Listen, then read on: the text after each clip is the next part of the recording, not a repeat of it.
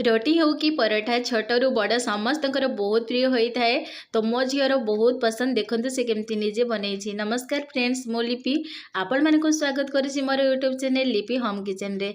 आज आम बनइबा पराठा। जो मैंने भी नुआ शिखा लगी चाहते पराठा बनइबा लगी आपण इजी रे पराठा बनइबा शिखीजे स्टेप बाय स्टेप। मु आपण मानक पूरा फुल प्रोसेस बतेबी, तो वीडियो को लास्ट पर्यंत जरूर देखिए।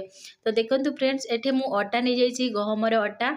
गहम अटा मुझे 5-6 चामच नहीं जाइए। सर्वप्रथमे गोटे बाउल रे तापर डाल दूसरी स्वाद अनुसार लुण आउ टिके धनिया पत्र मुझे काटिकी नहीं जाइए।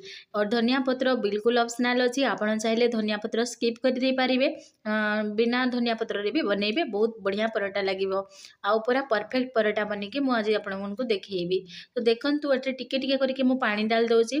पानी मात्रा ये अल्प अल्प करके डालिबे, बेसी डालिबेनी, कहीं ना एकाथर के पानी डाले पानिया हो चांसेस अच्छी। तो देखो फ्रेंड्स, एठे मु भल भाव में अटा को एबे गुथी नउची। अटा को आम भल भाव में यही प्रोसेसटा गुंथिबा, कहीं आमर जो परोटा पूरा सॉफ्ट बनवा और बहुत बढ़िया खाइबा लगी लगिवो। तापर एबे हम 5 मिनिट ताको ढाकी देबा। देखंतु एठे मु गोटे बेलना चक्की और बेलना बाड़ी नहीं जाउची। तापर मैं जो अटा गुथी को रखी ना, हेटा पूरा 5 मिनिट हो जाइए। तो देखो 5 मिनिट पर आम ताको आउ टिके भल भाव में गुथी नवा, कहीं आहरी सॉफ्ट बनी जिवो। तो देखो फ्रेंड्स, एमती टिके भल भाव में गुथी नेला परे एबे आमे बॉल बनइबा। देखो एमती छोट छोट गोला करी नेबा। आपणकर इच्छा, आपण केते साइज रो बड़ परोटा करेंगे ना छोट छोट टिके पतला परोटा माने आपन को भल लगे से अनुसार आपण निजे बॉल तैयारी करेंगे। देखंतु एटे 6-7टा एमती बनीगला छोट छोट बॉल। तो एबे आमे कौन करबा ना, सारा बॉल को एमती रखीदेवा बाउल रे।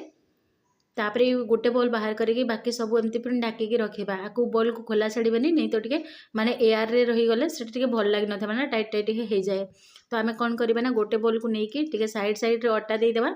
अटा दे सारापर जमती रोटी बोलती ना पूरा सेमती पूरा परफेक्ट एक गोटे रोटी बनईकी आम रखीदेवा। तो देखो फ्रेंड्स, पूरा गोल हो जाइए। गोल टी बढ़िया सुंदर हो जाइए, बड़ हो गला गोल, पूरा परफेक्ट रोटी बनीगला। से प्रोसेस आम कौन करवा ना, एबे टिके तेल डालदेवा। तेल को आम सबुआड़े एमती मिक्स करदेवा। तो आपड़ चाहिए ए घी भी यूज करेंगे, ए मु घी यूज करूनी से लगी तेल देउची। तो देखंतु तापर आम फोल्ड करके जमती ट्रायंगल शेप एमती करके एबे आम पुणी आउ थे बेली देवा। जमती आम बेलिबा ना, तार पूरा ट्रायंगल शेप आसीजिव। जो छोट ट्रायंगल थिला सेटा पूरा बड़ हो गला। देखंतु बेलिला परे तापर एबे आम कौन करबे ना, आकु आम रखी नबा। देखो सभी साइड रे एमती पूरा तार ट्रायंगल रो शेप आसी जाइए। एबे हमर गोटे परोटा रेडी हो गला। चलो तो आउ गोटे भी भल भाव में बनईदेवा। तापर आम तावा रे सेकिबा को जीवा। तो देखंतु एटा भी एमती टिके टिके आम जते बेले बेलिबा ना, एमती साइड रे टिके टिके अटा दे देले हमर गोल टी बहुत बढ़िया होता है। आउ हमको सहज लगी थाए बेलिबा लगी। देखंतु तेल दे सारा पर एबे हम ताकू मझिरु गोटे फोल्ड करवा, तापर ताकू आउ गोटे फोल्ड करवा, माने ट्रायंगल शेप देवा। ट्रायंगल शेप दे सारा पर सेमती जेमती मु आग परोटा बनईथिली ना, सेमती पूरा आम ताकू भल भाव में बेली नेबा। पूरा तार परफेक्ट एबे ट्रायंगल शेप आसी जाइए। एबे ताकू आम पुणी आ गोटे थाली रे रखीदेवा। जमती दुई दुईटा परोटा करके आम बनइबा। बेसी परोटा एका संगे बनइबानी, नहीं तो आम परोटा सुखी जाई पारे। आउ तापरे एमती गोटे गोटे बनइले हमको टाइम लगी जाई पारे। सेति लगी जेतेबेले भी परोटा बनइबा ना, आम गोटे गोटे परोटा माने दुई दुईटा परोटा करके गोटे गोटे सेकिबा। तापरे पुणी टिके बंद करके गैस रो फ्लेम लो करके आम पुणी आउ गोटे परोटा बनइबा। तो देखंतु फ्रेंड्स, एति माध्यम रे हमर जेमती तावा पर एबे भल भाव में गरम हो जाइए। सेति लगी परोटा डालिकी डाली सारा पर केमती फुला फुला लगी जाउची परोटा। तापर मुझे पलटई दउची। दुई साइड रे एमती तेल डाली सारा पर आप देखि पारुथिबे एठी पूरा कलर पूरा भल भाव में चेंज हो जाइए परोटार।